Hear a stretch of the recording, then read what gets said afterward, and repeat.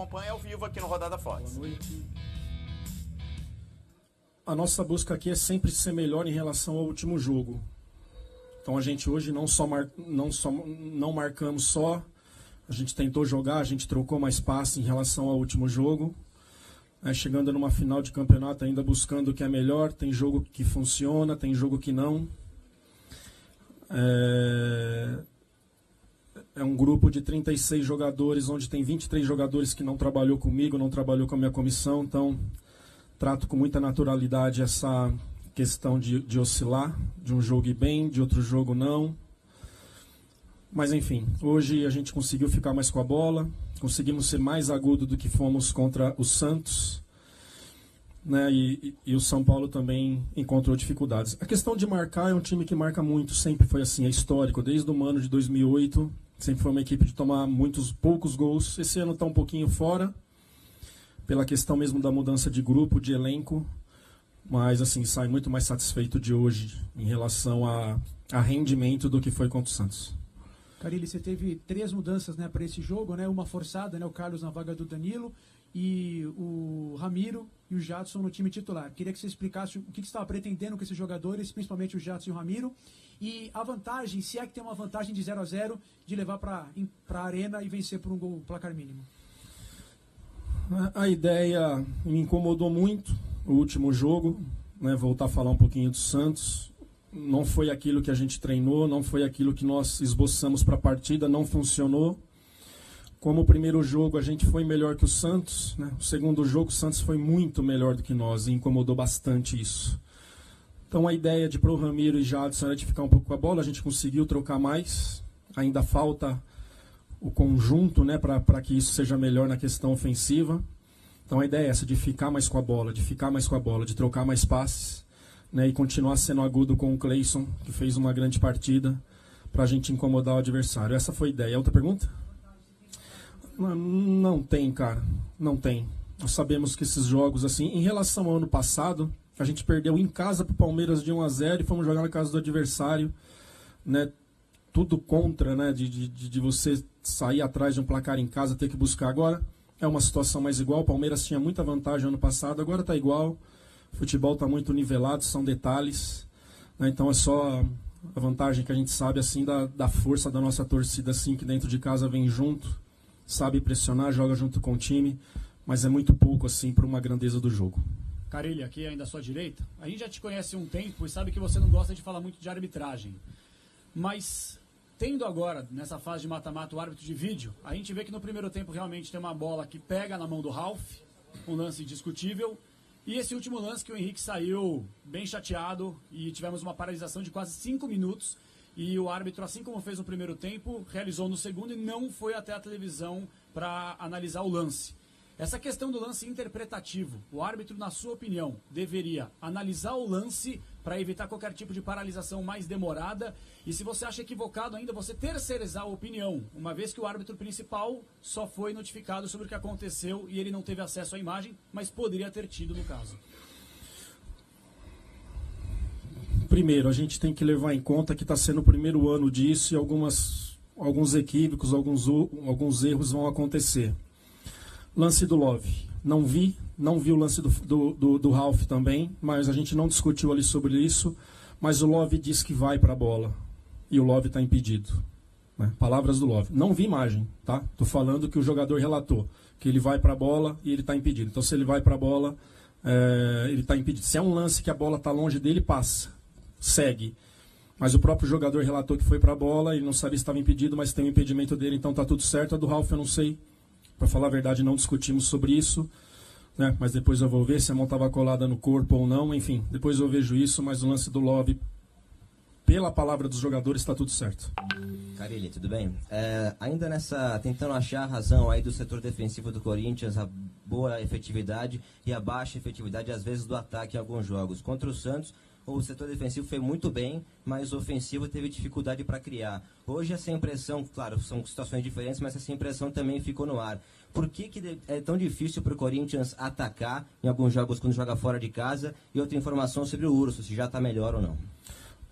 Não sei sobre o Urso ainda, começando por ele, né? Deve ser muscular, vamos ter paciência, fazer os exames para ver o que é.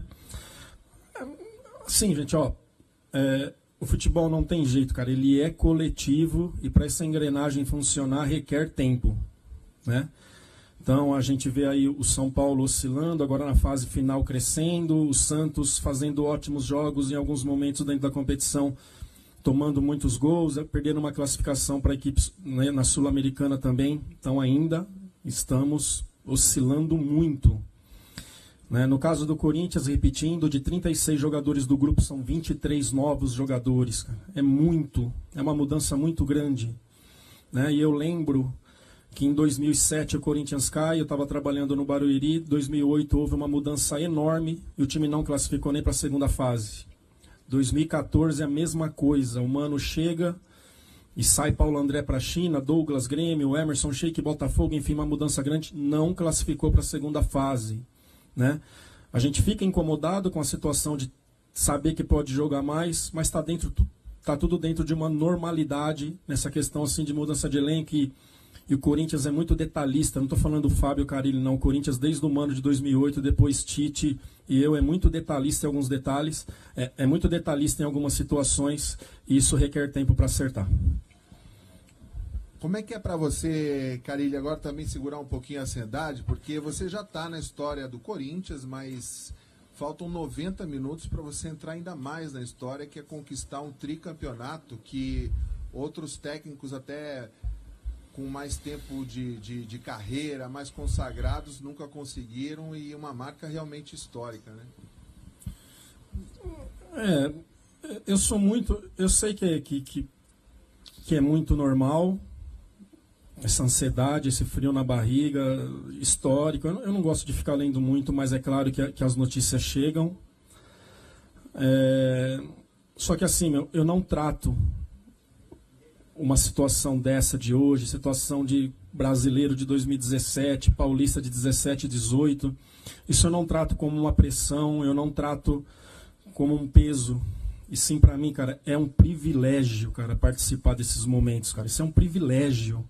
Isso é o máximo para o atleta, para uma comissão, para uma diretoria que trabalha junto. Então, sim, vamos trabalhar, pensar muito nesse campeonato que está tão valorizado, que é a Copa do Brasil agora, mudar a chavinha, ser bastante inteligente do que a gente vai fazer lá, para depois a gente voltar a pensar no São Paulo, né?